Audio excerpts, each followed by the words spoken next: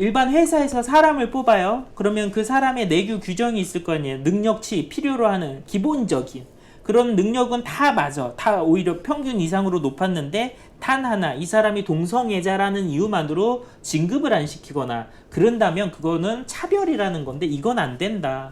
하지만 동성애 그 자체에 대해서는 우리 신앙적으로 분명히 윤리적 판단을 해요.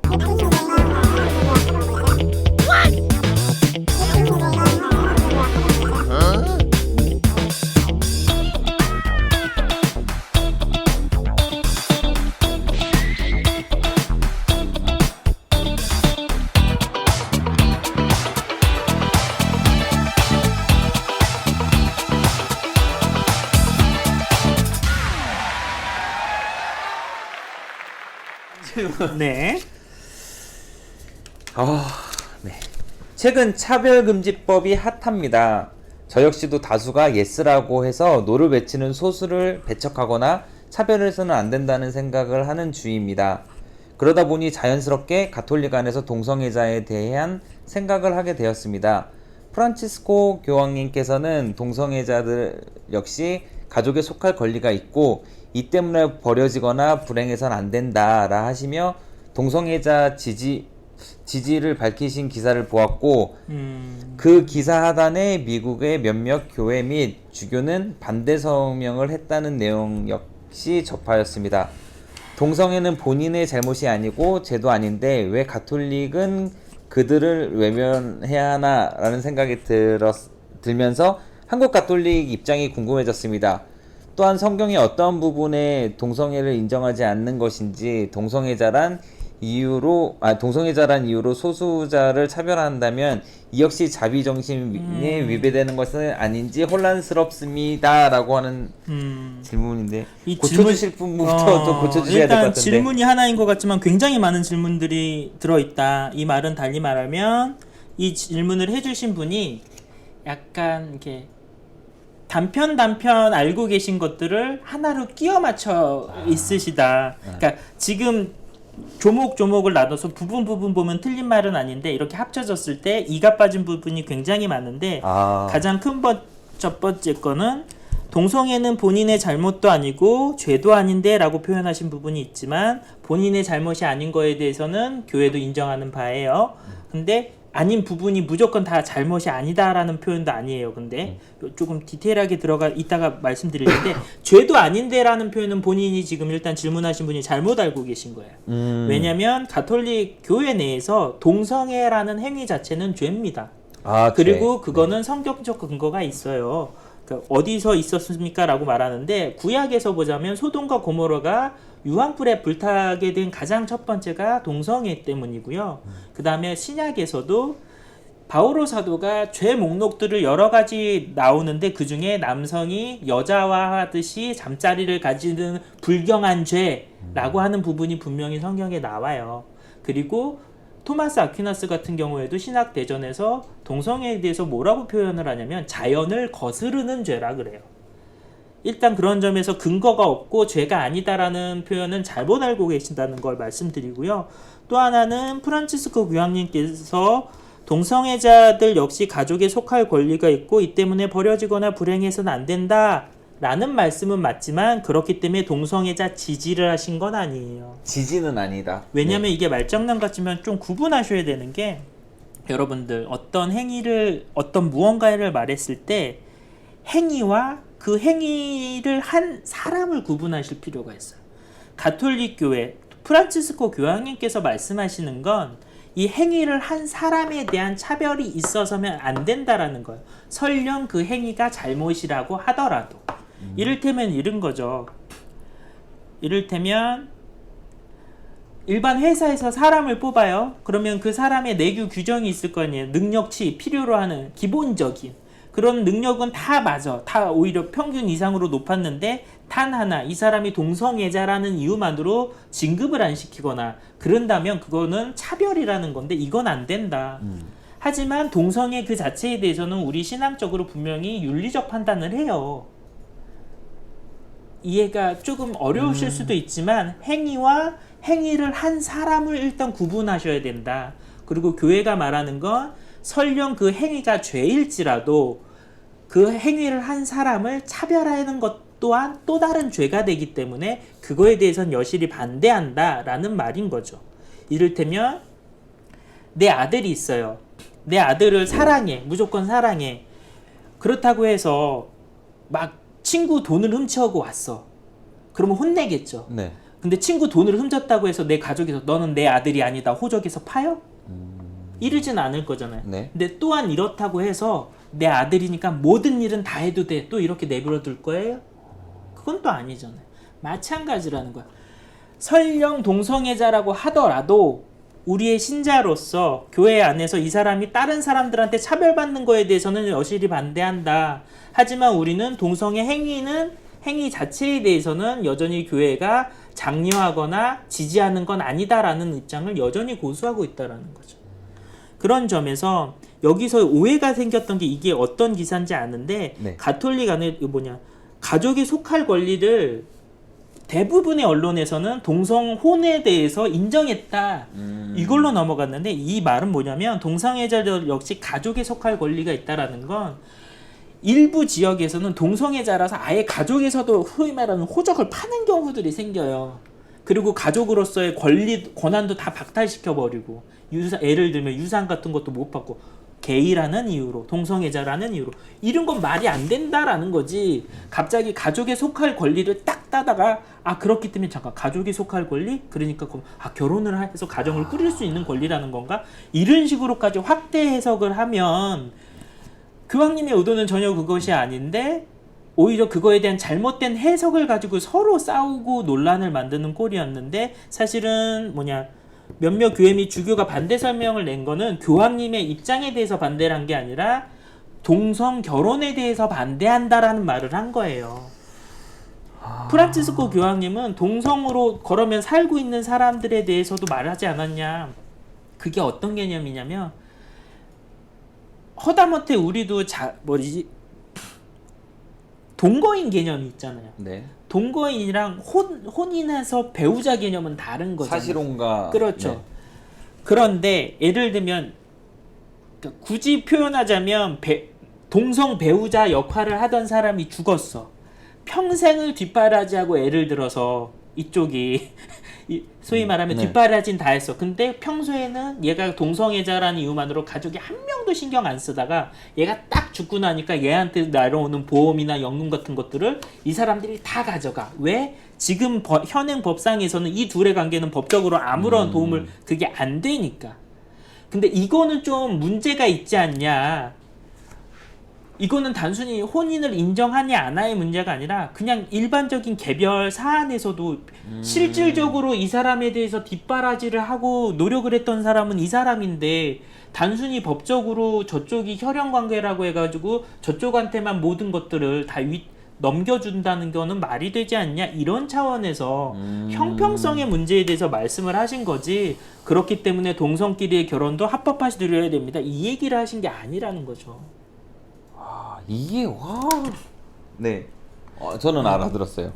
그런 점에서 또 하나 우리가 짚고 넘어가야 될 거는 적어도 제가 보기에는 동성애도 두 가지 카테고리가 있을 것 같아요. 네. 왜냐면 사실은 예전에는 무조건 죄악시했다면 오늘날에는 조금씩 완화되고 있는 것의 근거가 뭐냐면 심리학적으로 그리고 생물학적으로 어쩔 수 없는 동성애자가 분명히 존재한다라는 거거든요. 근데 그걸 인정할 거냐 인정하지 않을 거냐라는 문제는 여전히 남아있어요. 그거를 절대로 인정하지 않는 분들도 계시거든요.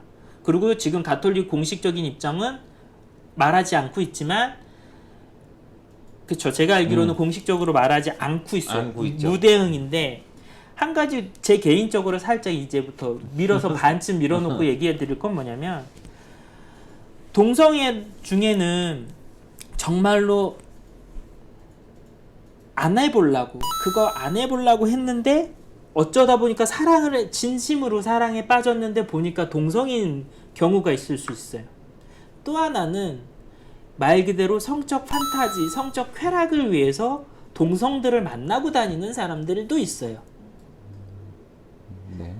첫 번째 부류의 분들에 대해서는 교회가 논의할 여지가 분명히 있다라고 생각을 해요.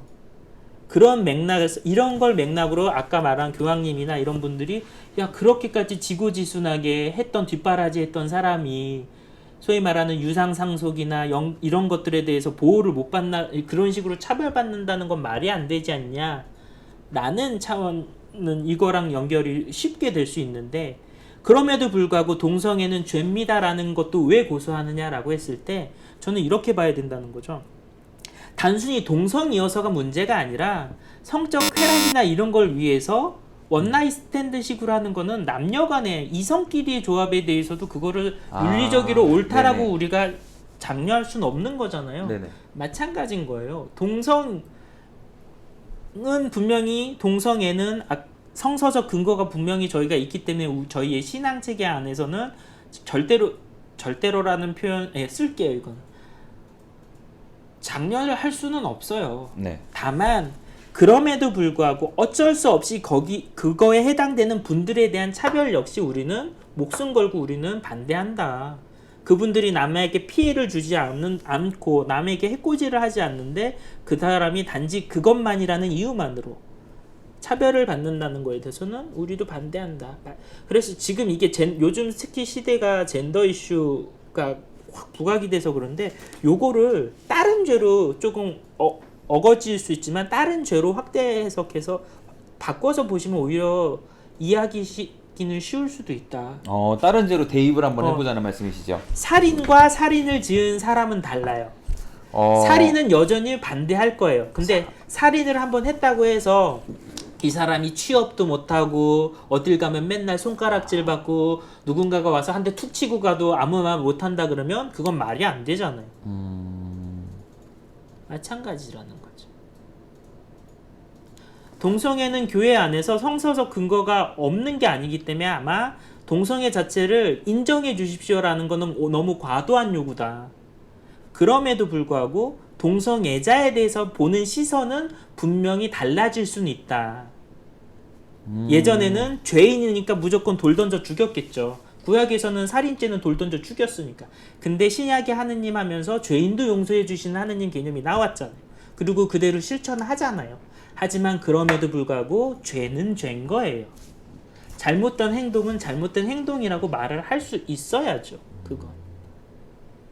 그러니까 제가 계속 어쩔 수 없이 반복되는 말이 말장난 같을 수 있는데 그만큼 이게 미묘하기 때문에 그래요. 미묘하기 때문에. 가톨릭 신앙인으로서 동성애를 인정하라는 것도 소위 말하면 또 다른 폭력이에요. 마치 동성애자에 대해서 너네는 왜 이성애자가 아니야 하는 폭력과 마찬가지라는 거죠. 다만 이것들을 어떤 분들은 그래요. 뭐 차별금지법에서 뭐 동성혼을 꼭 인정을 해줘야 된다. 이 조항에 동의를 해줘야지만 차별을 하지 않는 거다라고 말씀하시는데 꼭 그럴까요? 차별이라는 게 그럼 뭔데요? 그럼 이 사람들은 동성끼리인데 아까 말씀하신 대로 지고지순하게 몇십 년간을 사회 같이 살아왔는데도 법적 보호를 그래서 교황님이 말씀하시잖아요. 동성혼의 차원이 아니라 장기 동거 개념인가 같이 그래야 되죠? 합법적 동거 개념이라는 요런 사회적 카테고리를 넓힐 필요가 있다고.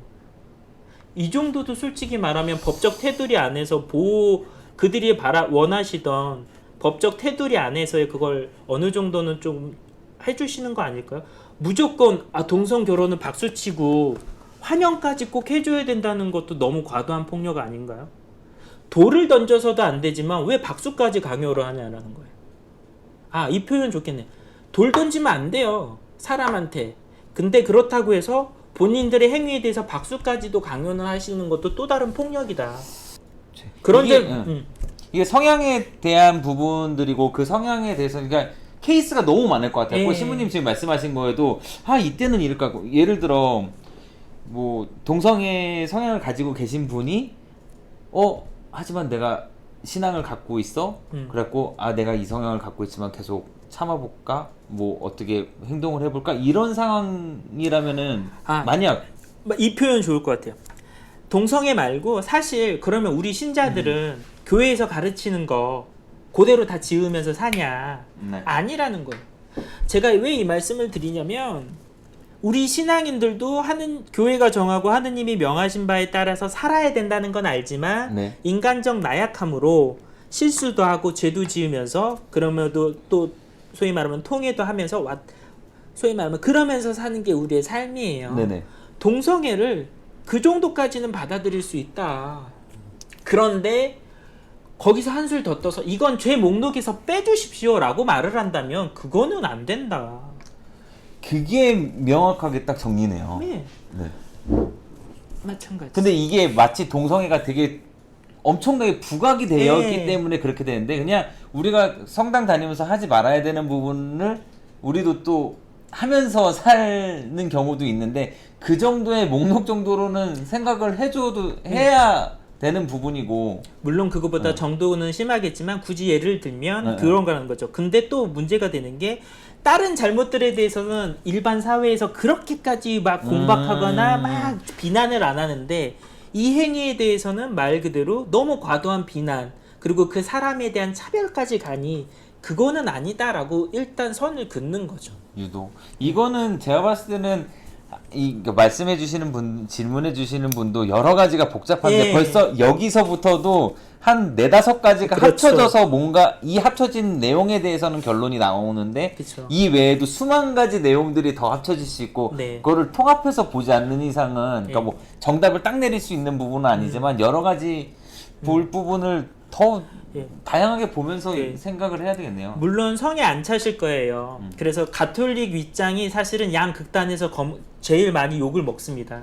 소위 말하는 보수적인 입장에서는 이미 사탄의 꿰매 빠져나가고 있다라는 식으로 욕을 먹고 좀 더 이쪽을 지지하시는 분들은 저거는 말장난밖에 안 되지 결국은 똑같이 차별하고 구분하는 거 아니냐라고 말씀하시는데 그렇게 욕을 먹더라도 저희는 이 둘을 고수할 수밖에 없다.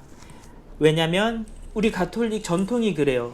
행위와 행위한 사람은 구분한다. 행위는 잘못될 수 있다할지언정 그 행위한 사람에 대한 과도한 제재나 차별 역시도 우리는 또 다르게 반대한다고 말할 수밖에 없다. 좀 더 그래서 쉽게 이해한다면 돌 던지는 거 반대입니다. 하지만 그렇다고 박수 쳐주라고도 강요하지 마십시오. 이게 지금 할 수 있는 최선이네요. 네. 우리 영상은 2주에 한 번씩 질문을 모아 촬영하며 편집을 걸쳐 2-3일 간격으로 유튜브 채널에 올라가고 있습니다. 당신이 참여해야 재밌어지는 방송, 밀어서 잠금 해제될 때까지 많이 물어주세요.